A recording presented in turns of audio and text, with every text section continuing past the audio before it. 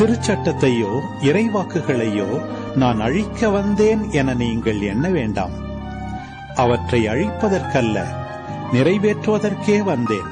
விண்ணும் மண்ணும் ஒழிந்து போகும் முன் திருச்சட்டம் யாவும் நிறைவேறும். அதன் ஒரு சிற்றெழுத்தோ ஒரு புள்ளியோ ஒழியாது என உறுதியாக உங்களுக்கு சொல்லுகிறேன்.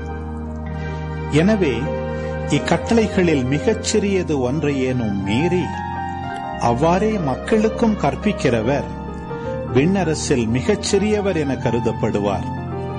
இவை அனைத்தையும் கடைபிடித்து கற்பிக்கிறவரோ விண்ணரசில் பெரியவர் என கருதப்படுவார்.